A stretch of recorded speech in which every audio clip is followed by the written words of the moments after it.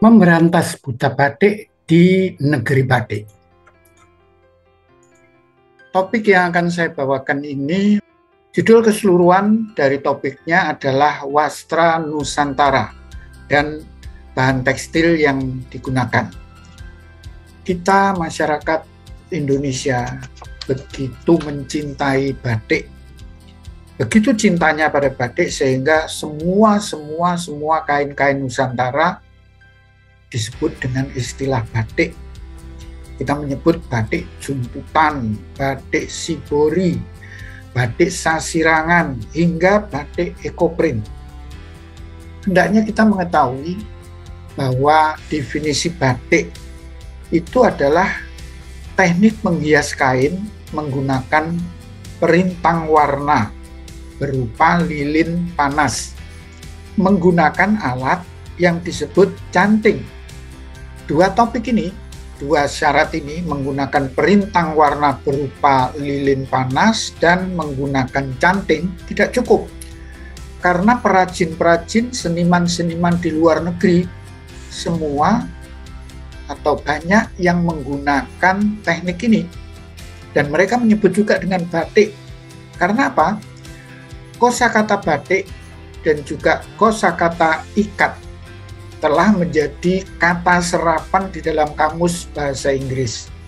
Sehingga kita tidak bisa mengklaim kalau ada batik negara mana, negara misalnya batik Cina, batik Malaysia, batik Sri Lanka, itu sah-sah saja.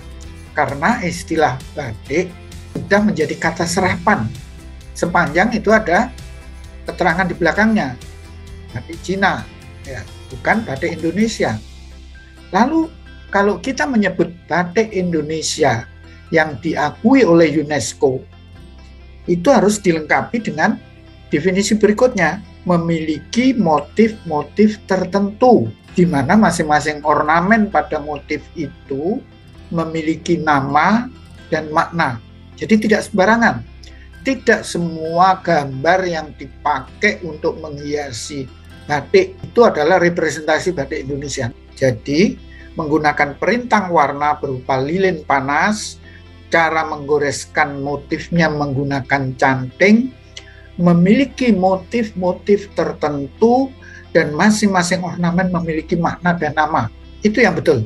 Kalau Anda memerlukan referensi, coba Anda lihat buku Ibu Sri Sudewi Samsi, buku Pak Sewan Susanto, buku Pak Darmono, dan yang terakhir, masing-masing motif tadi memiliki kegunaan di dalam pemakaian. Kalau keempatnya tadi sudah dipenuhi, maka itulah definisi dari batik Indonesia. Saya ulang, unsurnya adalah perintang warna dari malam panas. 2. Menggunakan canting. Yang ketiga, ornamen tertentu dan memiliki kegunaan tertentu. Nah, itu adalah batik. Baik, saya teruskan. Jadi jangan salah menggunakan istilah batik, di mana banyak sekali orang menggunakan batik sasirangan, batik sibori, batik ekoprint.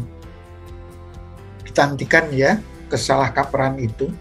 Akan lebih bijaksana kalau kita menggunakan istilah generik untuk menyebut kain-kain tersebut, yaitu Wastra Nusantara. Wastra di dalam bahasa Sanskerta artinya kain, tetapi juga sekaligus berarti busana. Untuk menyebut istilah kain saja, kita menggunakan istilah cita. Pada tahun 1950, Presiden Soekarno menyampaikan keinginannya agar batik yang semula pada saat itu sangat dominan sebagai batik Keraton, batik Solo, batik Jogja, batik Pekalongan, agar dikenal sebagai budaya khas Nusantara, dikembangkan sebagai batik Nusantara, bukan sebatas identitas kedaerahan tertentu, melainkan rangkuman kekayaan wastra Indonesia yang mampu menyatukan rasa kebangsaan. Saat itu, seniman batik yang diberi mandat untuk menciptakan batik Nusantara itu adalah Gotik Swan. Gotik Swan muda waktu itu yang pakai kacamata ini. Sedangkan ini adalah Pak Yop Ave. Dialah yang mendapatkan mandat dari Bung Karno untuk menciptakan batik Nusantara. Sampai tahun 60, jadi periode dari 1950 hingga 1960, keinginan Bung Karno untuk membuat batik Nusantara tadi sudah mulai dikembangkan dengan memberikan mandat kepada Iwan Tirta, kemudian juga Ibu Sud, ada juga Obin yang saat itu masih sangat muda ya, saat itu masih belasan tahun 60-an. Nah, pada saat itu ada juga Uy Sujun, tokoh legendaris batik dari Pekalongan. Pada saat itu Bung Karno sedang memikirkan, karena pada tahun 1962 Indonesia akan menjadi tuan rumah Asian Games keempat, di mana akan kedatangan banyak tamu dari negara-negara Asia. Pada saat itu Bung Karno memikirkan untuk mendirikan yang pertama adalah Hotel Indonesia. Keinginannya mendirikan Hotel Indonesia ini ilhamnya ketika Bung Karno mengunjungi gedung PBB, karena beliau seorang arsitek dan ingin bahwa di Indonesia akan ada gedung semegah itu. Maka dia menghubungi arsitek yang mendirikan gedung PBB tadi untuk membuatkan Hotel Indonesia. Dan inilah desainnya pada awal. Selain Hotel Indonesia, waktu itu juga ada Hotel Borobudur di Lapangan Banteng, kemudian Hotel Arya Duta di Menteng. Dengan didirikannya hotel-hotel bertaraf internasional tadi, maka dibutuhkanlah kain-kain Nusantara sebagai bahan interior yang menyatakan keindonesiaan atau ciri khas dari Nusantara yang akan dibawa di dalam imajinasi setiap tamu luar negeri yang hadir.